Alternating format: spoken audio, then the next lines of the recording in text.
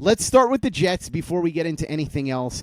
A lot of speculation over the last week or so. For quite a while, everybody was just assuming Armand Membou, the offensive tackle from Missouri, was going to be the pick. In fact, Eric Edholm from NFL.com, who I'm a big fan of, he also, in addition to being an excellent NFL writer, doubles as president of the Dale Murphy fan club. I'm looking forward to talking to him about Armand Membou soon, because he was on the show and talked about how he was pretty sure Membou was going to go to the Jets. I believe his exact words were, if you're a Jets fan, you should get to know Armand Membou.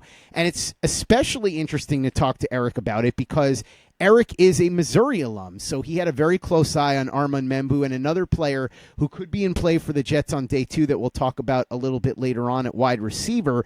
But that was the pick that everybody more or less thought was going to be the guy the Jets would take at number 7 for quite a while. But then in the last few days, there was some chatter about other players. There was talk that Mason Graham, who everybody just assumed would go to the Jaguars at number 5, might fall a little bit. He might be there at number 7, the defensive tackle from Michigan. Well, if he's there at 7 and nobody expected it, maybe the Jets will grab Mason Graham. And in fact, he came in for a late top 30 visit. Tyler Warren, the tight end from Penn State, is a player that was talked about all throughout the process. And the question, of course, just like last year with Brock Bowers, was, is he good enough to justify taking at number 7 because he does play tight end? Jahdae Barron, who is a corner slash safety slash linebacker, kind of a do-it-all guy at Texas, he was somebody that it was said Aaron Glenn was very high on. You heard Adam Schefter and Todd McShay say that. Could he be in play for the Jets at number 7? Kelvin Banks Jr., the tackle from the University of Texas, is he somebody that could be in play for the New York Jets at number 7? And Jalen Walker, who is a hybrid between outside linebacker and inside linebacker, he was somebody that was said to potentially be on the Jets' radar as well. In the end, it wound up being the guy that we all expected it to be in the first place, Armand Membou.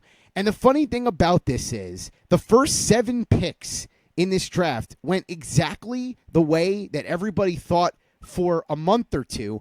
It's just that there was a little twist in terms of who picked those particular players. But the order was exactly how we expected it to go. We'll get into that in a little bit. What I found interesting, and great reporting once again by Jordan Schultz, who has become one of the best reporters in the business. He broke a ton of the Jets stories during the offseason.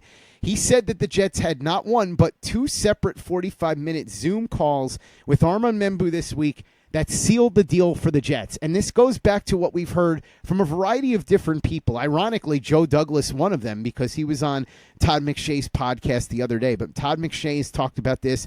You've heard Daniel Jeremiah say it. You've heard tons of people that used to work in front offices. Mark Ross, one of them, who comes on the show a lot. I'm looking forward to picking his brain about this.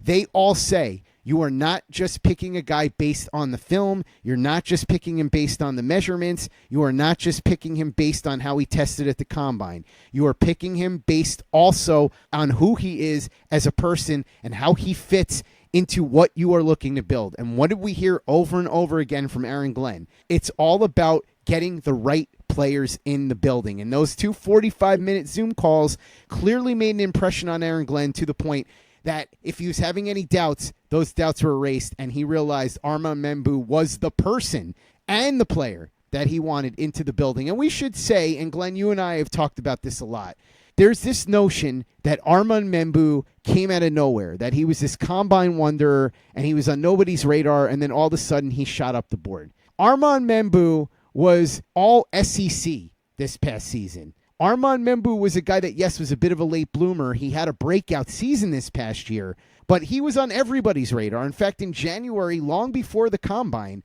both Dane Brugler and Daniel Jeremiah had Armand Membou going number 11 overall. So it's not like he rose from potential second-round pick all the way to number 7 in the blink of an eye. This is somebody that everybody had their eye on all throughout the season and into the early part of the offseason.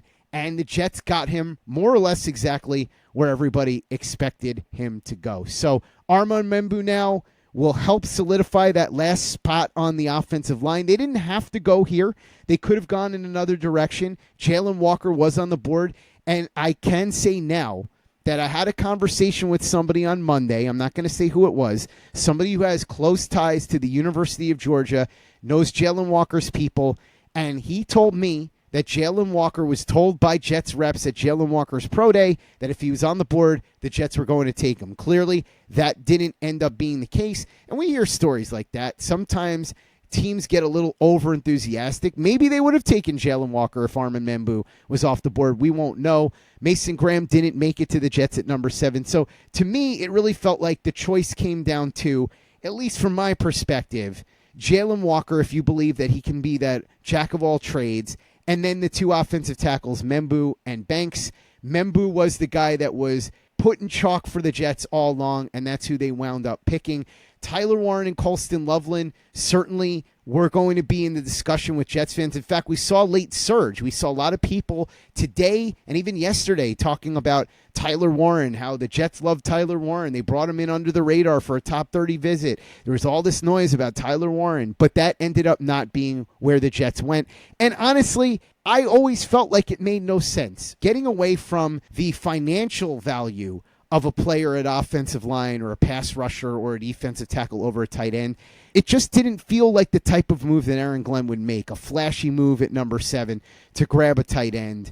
Tyler Warren will probably be a very good player, as will Colston Loveland, and we'll get into both of those guys a little later. There was a surprise twist with those two.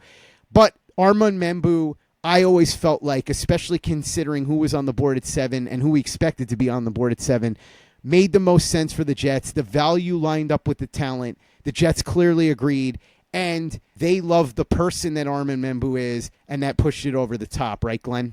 Yeah, we've heard them talk. We've heard the Jets talk about how they're going to prioritize culture. They want to bring in the right people to fill these roles, and you kind of felt like Membou was a guy. You talked about it, Scott, and I did a excuse me, I did a mock a couple weeks ago with Fox Sports Radio in Pennsylvania, and I picked Membou, and at that point, it felt like it was just a no-brainer. It almost felt boring making the pick because it was so predictable. But I will say, even myself, over the last couple of weeks, with all of the insiders and the draft experts who were insisting that, Warren was the right pick and they could do this and it got me doubting it. And I'm like, well, maybe this isn't as obvious as it seems. Maybe it's, maybe it's just too obvious, because my whole thought process was, you're a right tackle away from having one of the best young offensive lines in the NFL. You just went out and got Justin Fields. You've got a deep stable of running backs. You're probably going to be a ground and pound offense where you're going to want to run it down people's throats all day. And by adding a tackle, it makes it that much easier. So to me, it was the almost too easy to predict with Membou. But again, in recent weeks, I started to doubt my logic and saying, well, if Todd McShay and Peter Schrager and all these insiders, none of them are saying Membou. Even Rich Samiti this morning said it wouldn't be Membou, or he wasn't hearing that. So I really started thinking, like, maybe it's not. Maybe Aaron Glenn, being a defensive coach, maybe he goes edge. And look, maybe that was a consideration. We don't know what the next option was if Membou wasn't there. But at the end of the day, he ended up being there. And as many of us thought for much of this process, he was the guy they went with. I don't know how you could be upset with the pick. I guess, no matter who you pick, you're always going to upset some segment of the fan base. But I'm very happy with the fact that they got a young guy who can now grow with Olu Fashanu on the other side. And if things go according to plan, the Jets are set at both tackle spots for the next 10 years. Nick, you were in the building, so I want to get a sense of what it was like there. It seems like the Jets were very, very happy with who they were able to select at the number 7 pick. Aaron Glenn and Darren Moogie spoke as well. They talked about Armand Membou and his relation to Aaron Rodgers. I'm just kidding. It came after a question about Aaron Rodgers. I'll let you get into that. And then also there was some talk about Breece Hall. Earlier in the day, there were rumors. Josina Anderson said that the Jets had been fielding calls on Breece Hall, so he was asked about that. But tell me about what happened in the presser with Aaron Glenn and Darren Moogie and what the mood was like at Florham Park. Well, the mood was ecstatic, Scott, first and foremost. This was the guy the Jets wanted from the very beginning, and it's why most people, including myself, pegged him dead to rights in most mock drafts. It was a pretty no-brainer decision, as Aaron Glenn called it. A couple different points here. First off, the conversation surrounding the tight end position, I think, was kind of fabricated a little bit in the national media.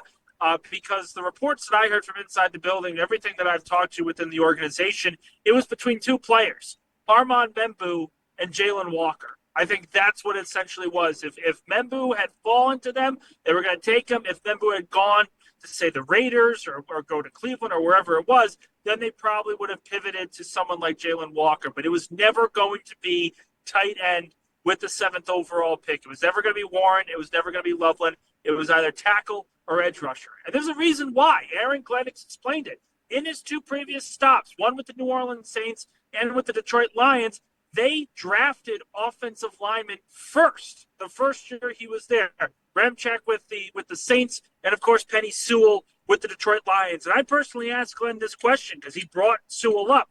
What are the similarities between a guy like Sewell and a player like Membou? And he talked about the mentality, the confidence both players have, the way these 2 players play. He sees vast similarities that make Jets fans and make Jets coaches extremely excited for what he can bring. They already mentioned that he's going to compete for the starting role at right tackle. He's only 21 years old, so you are going to have an offensive line that's under 30 years old. That's a collective unit, still very young, but having the potential to be one of the best offensive lines in football next year. Not in a couple years, in the immediate right now. The Breece Hall conversation, there was some trade rumors. I heard initially that the Dallas Cowboys were going to be interested in potentially making a move because they wanted a running back. They ended up taking the Booker kid. I thought it was a reach. I thought it was probably one of the bigger reaches you saw from the draft in the first round. Leave it to the Dallas Cowboys to do that, but that's besides the point. But speaking to Darren Muji today, he said right off the bat, we have not had any trade discussions with any team regarding Breece Hall. Now, he said Breece Hall is on this team right now.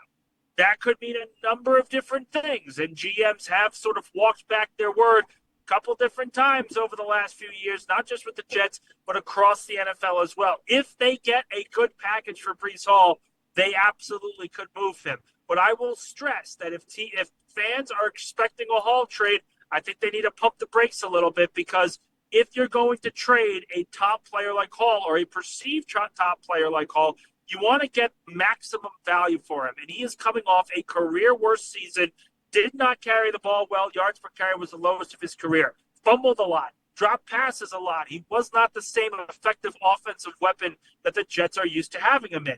So if you're going to trade him because of a down year, you have to recognize you are not getting a day 2 pick. You're getting a late day 3 pick for a running back like that, especially because Breece Hall is coming into the last year of his deal.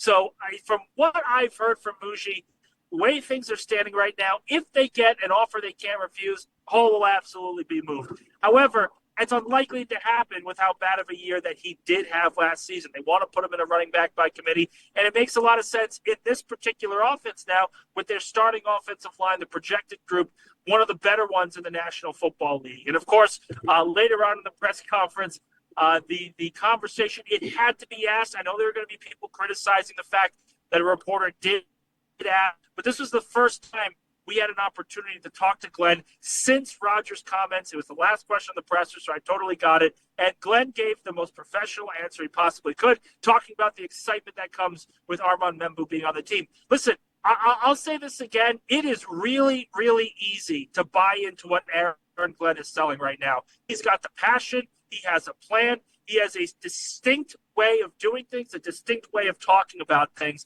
And for Jet fans, that has got to be music to the ears, because with Robert Saleh, the minute he walked into New York, that passion sort of fell apart. Didn't really have confidence. The passion, the fire wasn't there like it was with the San Francisco 49ers. It is still there with Aaron Glenn. You're seeing it every time he talks. You're seeing it every time he dissects and talks about a player. It blows me away how strong this hire looks so far.